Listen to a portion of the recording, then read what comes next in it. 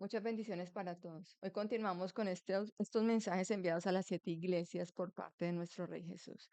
Pero antes de continuar, quiero que oremos. Te invito a que cierres tus ojos y pidámosle al Señor que nos ayude para comprender.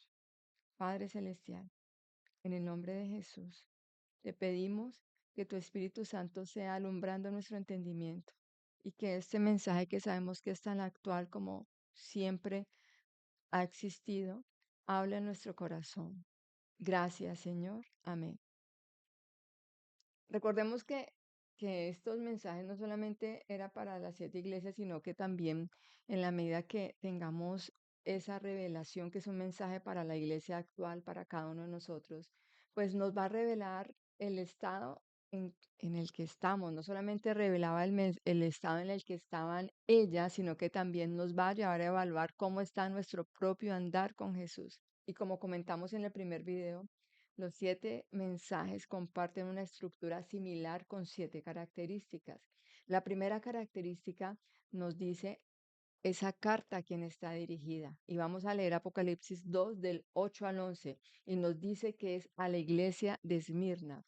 Lo segundo es la introducción de esta carta. Jesús dice, escribe al ángel de la iglesia en Esmirna, el primero y el postrero, el que estuvo muerto y vivió, dice esto. En esta introducción el Señor se identifica en la carta como el eterno y como el que pasó por la muerte y no pudo ser detenido por ella, porque Él es la resurrección y la vida.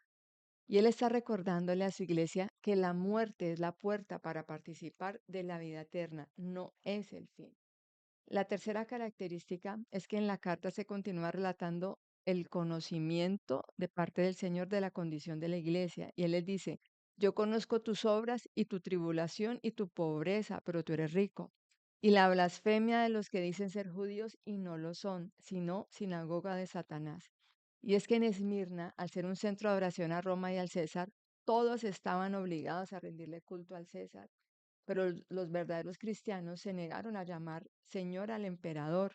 Y allí vemos que la confesión con tu boca no es un juego. Y ellos ya habían creído con su corazón y confesado a Jesús como su Señor.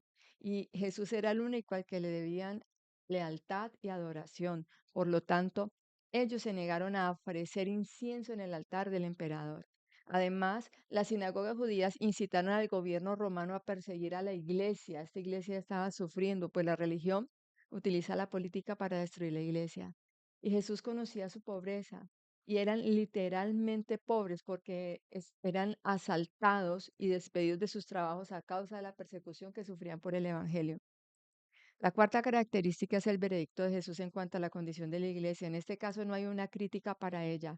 La quinta característica es el mandato de Jesús para la iglesia y está en el verso 10. No temas en nada de lo que vas a padecer. He aquí, el diablo echará a alguno de vosotros en la cárcel para que seáis probados y tendréis tribulación por 10 días.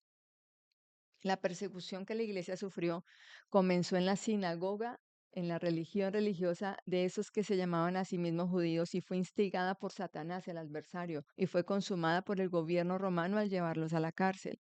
El significado del 10 ha sido objeto de varias interpretaciones.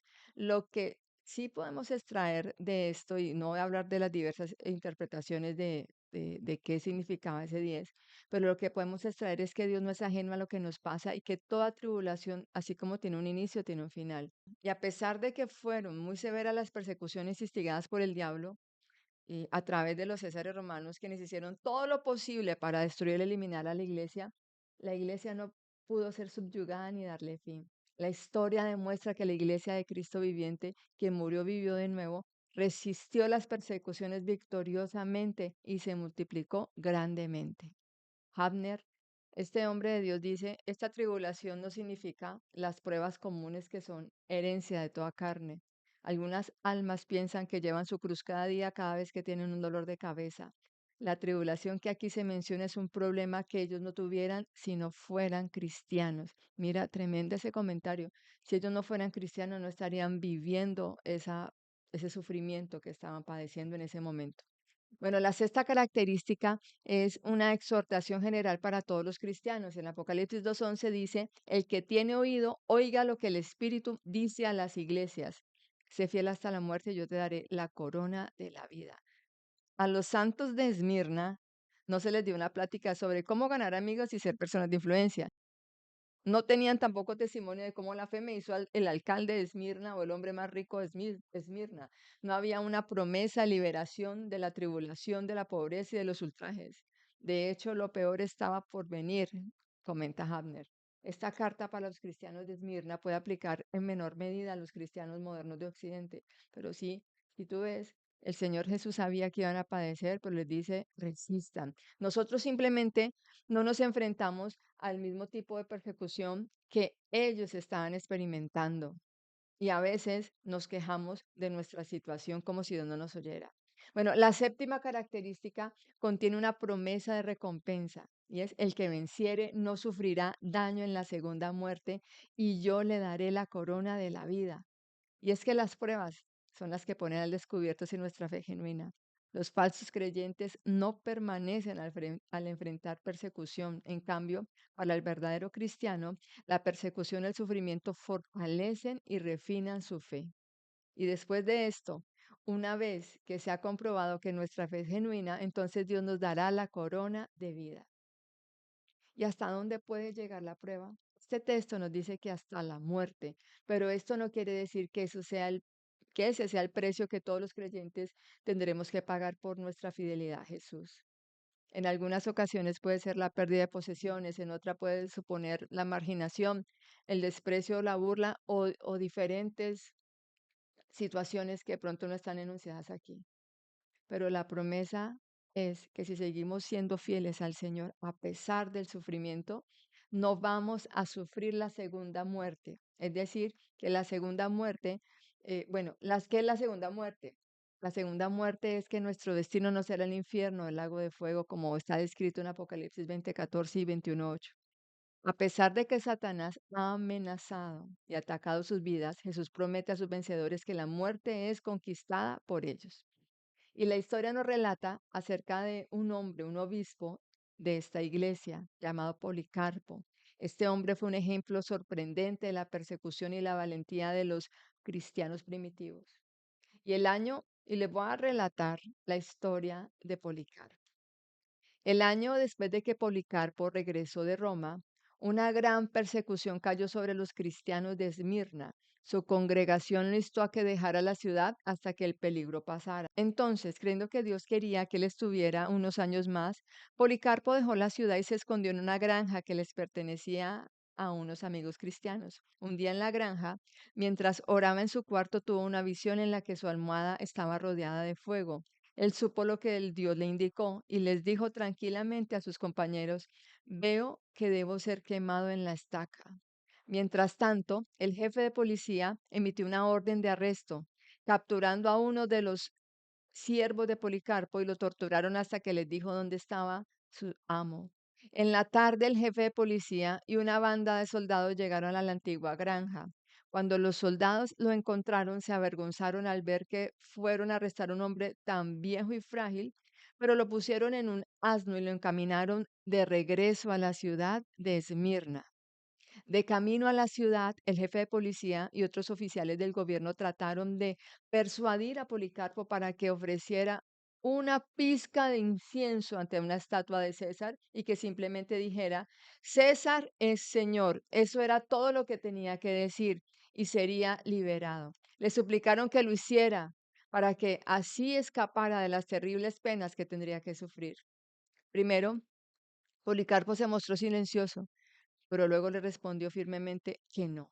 Ahora el jefe de policía estaba enojado, fastidiado con el anciano, y lo empujó de su carruaje hacia el piso. Policarpo, golpeado pero resuelto, se levantó y caminó hacia la arena. Y los horribles juegos en la arena ya habían comenzado en serio. Una gran multitud sedienta de sangre se había juntado para ver a los cristianos ser torturados y asesinados. Un cristiano llamado Quintis había proclamado valientemente que era un seguidor de Jesús y que estaba dispuesto a ser martirizado. Pero cuando vio a los violentos animales en la arena, perdió su valentía y acordó quemar una pizca de incienso a César como señor. Sin embargo, otro joven llamado Germánicus no se retractó. Él marchó y enfrentó a los leones y murió por su Señor Jesucristo. Otros 10 cristianos dieron sus vidas ese día, pero la multitud no estaba satisfecha, clamaban, fuera los ateos que no adoran a nuestros dioses. Para ellos los cristianos eran ateos porque no reconocían a los dioses tradicionales de Roma y Grecia. Finalmente la multitud empezó a repetir, saquen a Policarpo. Y cuando Policarpo trajo su cuerpo cansado a la arena, él y otros cristianos escucharon una voz del cielo que les dijo, sé fuerte, Policarpo. Mientras él estaba delante del procónsul, intentaron de nuevo que renunciara a Jesús. El procónsul le dijo a Policarpo que estuviera de acuerdo con la multitud y que quitara y que gritara, fuera los ateos. Policarpo miró fijamente a la multitud sedienta de sangre, saludó con su mano y dijo, fuera esos ateos.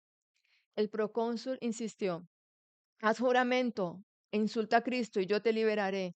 Policarpo contestó, por 86 años he servido a Jesús. ¿Cómo he de atreverme a maldecir a mi rey? El procónsul finalmente se dio por vencido y anunció a la multitud el crimen del acusado. Policarpo ha confesado que él es un cristiano. La multitud gritó, dejen salir a los leones, pero los animales ya estaban guardados.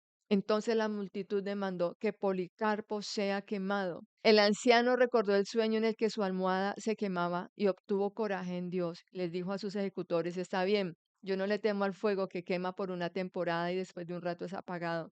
¿Por qué tardan? Vamos, hagan su voluntad. Ellos acomodaron una gran pila de madera y prepararon un palo en el centro. Mientras ataban a Policarpo en el palo, él oró y dijo, te doy gracias porque has pensado que soy digno de este día y de esta hora, que yo pueda recibir una porción de entre el número de los mártires en la copa de tu Cristo. Después que oró y dio gracias a Dios, ellos encendieron la madera. Una gran pared de llamas se levantó hacia el cielo, pero nunca tocó a Policarpo. Dios había puesto un cerco de protección entre él y el fuego. Al ver que no ardía, el ejecutor, en furiosa rabia, apuñaló al anciano con una lanza. Inmediatamente ríos de sangre chorrearon de su cuerpo y al parecer extinguieron el fuego. Cuando esto sucedió, los testigos dicen que vieron a una paloma descender de entre el humo hacia el cielo. En ese mismo momento, un líder de la iglesia en Roma llamado Ireneo dijo que escuchó a Dios que le dijo, Policarpo está muerto, Dios llamó a su siervo a casa.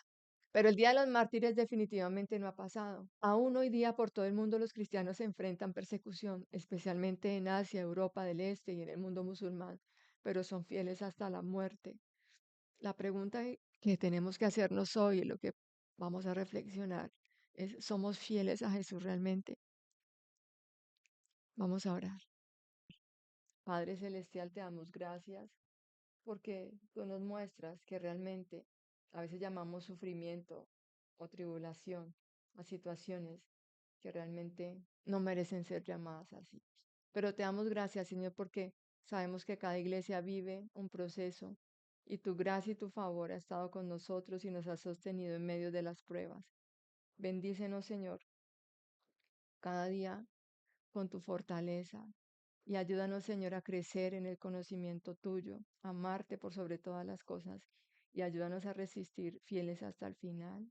Amén. Pero también queremos pedirte, Señor, por las personas, los cristianos que están viviendo persecución en otros países, que los fortalezcas, porque sabemos que de pronto van a vivir esta persecución y no van a salir de ella, o la única manera que van a salir de ella es a través de la muerte. Te doy gracias, Señor, te damos gracias porque tú los fortalecerás para que nunca nieguen tu nombre.